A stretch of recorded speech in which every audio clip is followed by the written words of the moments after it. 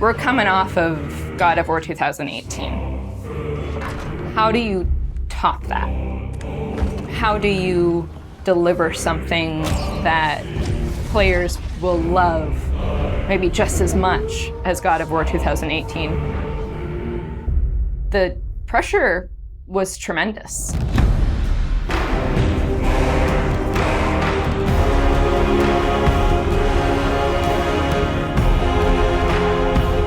My name is Ariel Angelotti, and I am the senior producer for narrative. My name is Richard GOWR.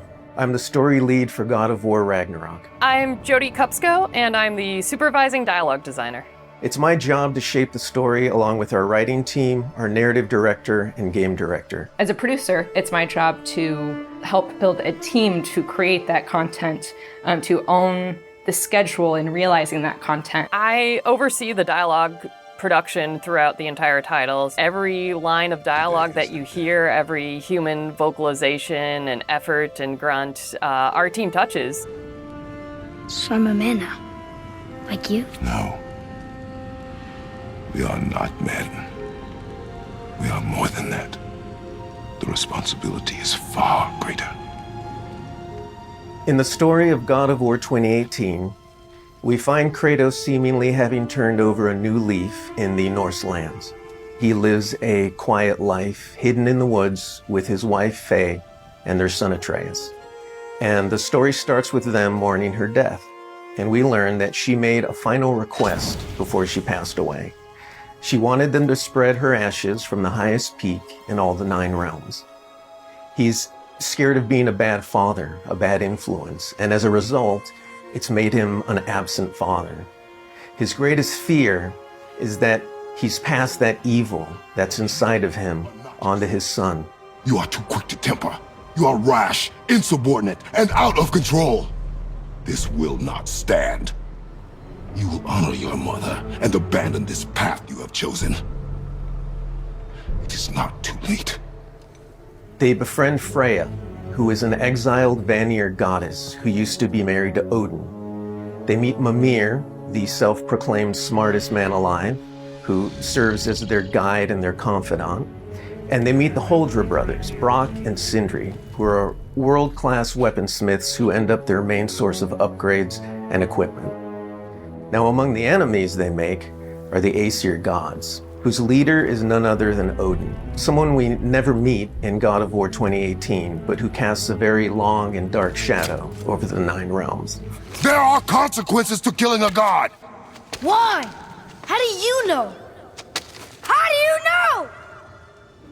After many adventures, Kratos and Atreus end up fulfilling Mom's wishes, and over the course of that journey, they find out more about each other and about themselves, and finally find a common ground between them. They become the close family unit that Faye hoped that they would become.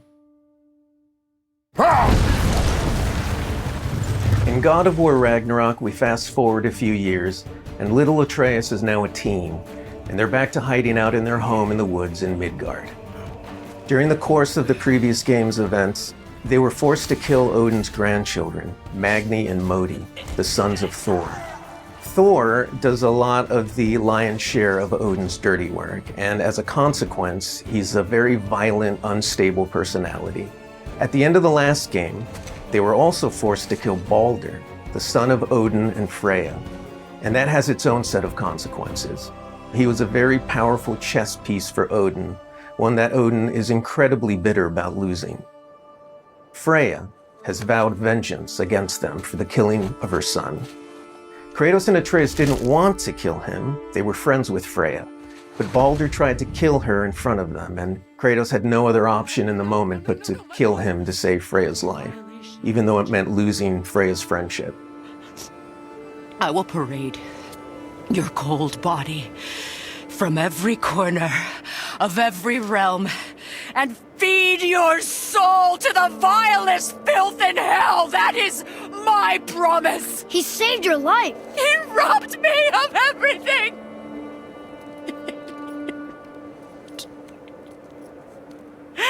Everything.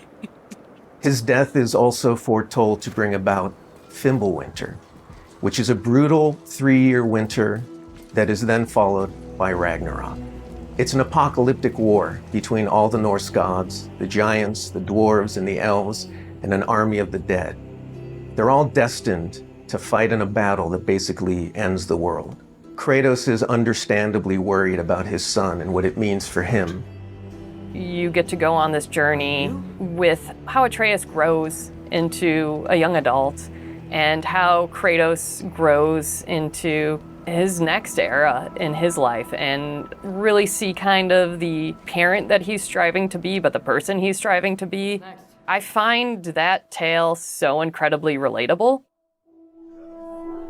We had started shooting plenty of content before the pandemic hit. In fact, the week before we all went work from home, we were doing a shoot.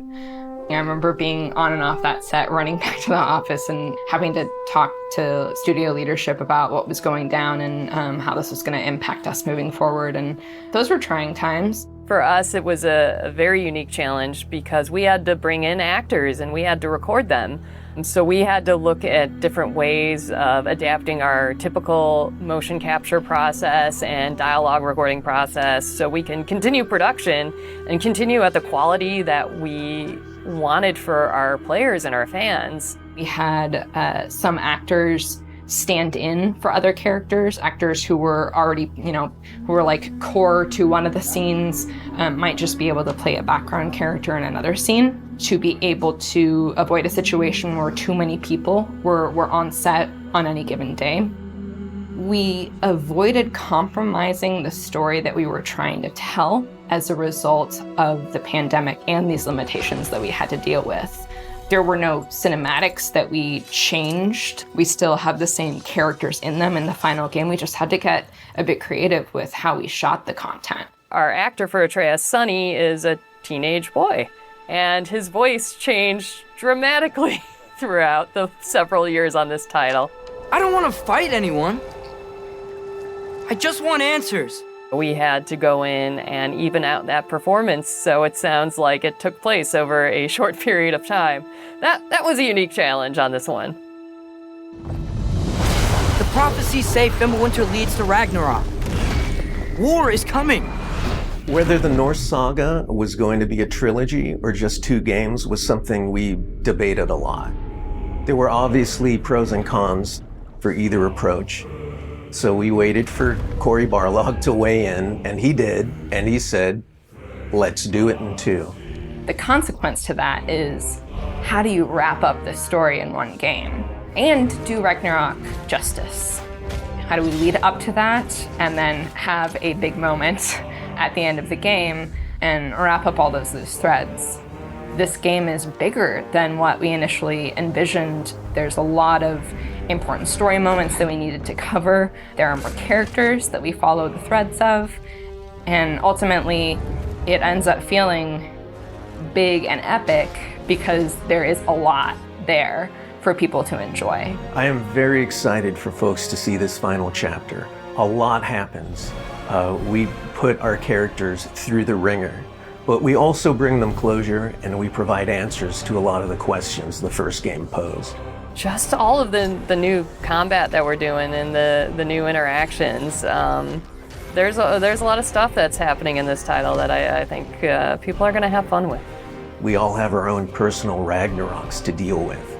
And this story is about how you process that, how you own it, and how you make it a part of yourself and grow from it. I mean, we set some stuff up at the end of last game. There's going to be some consequences this game. We're going to see how things play out between Freya and Kratos. We're going to see how the evolution of the family relationship continues. You got Brock and Sindri, the dwarves, who are kind of part of your makeshift family now. And there's going to be some other characters that we introduce that may be going to disrupt the balance a little bit. I can't wait until players get their hands on the game, are able to experience how the story unfolds for themselves. We have, I think, an incredibly well-rounded game. Very satisfying combat, beautiful